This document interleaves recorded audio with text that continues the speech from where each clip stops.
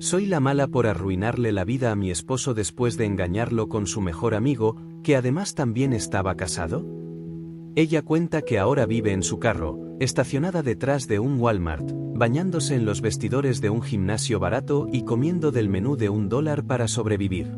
Pero antes de todo esto, tenía lo que cualquiera diría que era la vida perfecta: un matrimonio de 12 años, 3 hijos maravillosos, una casa en los suburbios, fiestas familiares en Navidad, veranos en la piscina, esa imagen que parece sacada de un comercial. Pero según ella, todo era solo fachada. Detrás de las puertas cerradas, su relación estaba muerta. Su esposo trabajaba todo el tiempo, y cuando estaba en casa, se encerraba en su mundo de videojuegos. Apenas le hablaba. La intimidad había desaparecido hacía 2 años. Ella intentó salvar la relación, compró lencería, organizó citas románticas, incluso le rogó directamente que la buscara, que la tocara, que la viera, pero nada cambió. Se sentía invisible dentro de su propio matrimonio. Invisible en su propia casa. Fue entonces cuando apareció alguien más. El mejor amigo de su esposo, con quien compartía fines de semana en el garaje trabajando en los autos. Al principio solo parecía ser un tipo simpático que pasaba mucho tiempo en la casa. Pero poco a poco, empezó a notar cosas que su esposo había dejado de ver. Le preguntaba cómo estaba, le decía que le quedaba bien el nuevo corte de cabello, que se notaba cuando se arreglaba. Gestos pequeños, casi insignificantes, pero que para ella significaban todo en ese momento. Y un día, mientras hablaban en la cocina, él le dijo una frase que ella nunca olvidaría: «Te mereces a alguien que de verdad te vea». Esa simple frase abrió una puerta peligrosa. Una puerta que nunca pudo volver a cerrar. A partir de ahí comenzaron los encuentros secretos. 3 meses de infidelidad. Hoteles discretos a la hora del almuerzo, citas en el carro detrás de un supermercado, mensajes de texto a medianoche. Ella decía que se sentía viva de nuevo. Que volvía a tener mariposas en el estómago. Que por fin alguien la hacía sentir deseada. Hasta que el secreto salió a la luz de la peor forma posible. Un día, su esposo debía estar en una conferencia de trabajo y los niños en la escuela. Parecía el momento perfecto. Estaban en la cama matrimonial, seguros de que nadie los interrumpiría. Pero la conferencia fue cancelada. Su esposo entró en la habitación y los encontró juntos. No hubo gritos. No hubo violencia. Solo una mirada helada y una pregunta que todavía resuena en su cabeza. ¿En nuestra cama? El silencio fue más aterrador que si hubiera explotado de furia. El mejor amigo trató de justificarse, balbuceando excusas. Pero la respuesta de su esposo fue clara y definitiva. «Lárgate». Él se quedó solo con ella. Se sentó en el pasillo, con la cabeza entre las manos, repitiendo una y otra vez: «Por favor, no.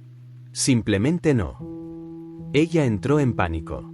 Comenzó a soltar excusas, que estaba sola, que él ya no la buscaba, que una mujer tenía necesidades.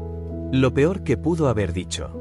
Y entonces soltó la frase que lo destrozó: «Al menos él sí me quiere». Eso fue como una puñalada directa al corazón. Al día siguiente, su esposo pidió el divorcio. Y no solo eso, recopiló todas las pruebas, todos los mensajes de texto que ella y su amigo habían intercambiado. Cientos de mensajes humillantes, donde ella se burlaba de él, donde decía que era patético, que fingía cada vez que estaban juntos, que su mejor amigo era 2 veces el hombre que él. La batalla legal fue despiadada. Su esposo obtuvo la custodia principal de los niños, la casa y prácticamente todo. Ella se quedó sin nada más que visitas supervisadas. Pero lo peor aún no había pasado. Cuando la madre de su esposo cumplió 70 años, la familia organizó una gran fiesta. Ella no estaba invitada, pero aún así decidió ir. Quería que todos escucharan su versión. Se puso su mejor vestido y entró al salón como si nada hubiera ocurrido. La reacción fue inmediata: silencio, miradas frías, incomodidad. Su cuñada le bloqueó el paso y le dijo: «Necesitas irte». Pero ella insistió. Dijo que tenía derecho a estar ahí porque sus hijos también estaban. La respuesta fue una risa amarga. «¿Tus hijos? ¿Los que se niegan a verte?». Eso la golpeó en el orgullo, pero aún así intentó avanzar. Encontró a su esposo junto a la mesa del pastel, hablando con la esposa de su mejor amigo. Nadie le había contado la verdad.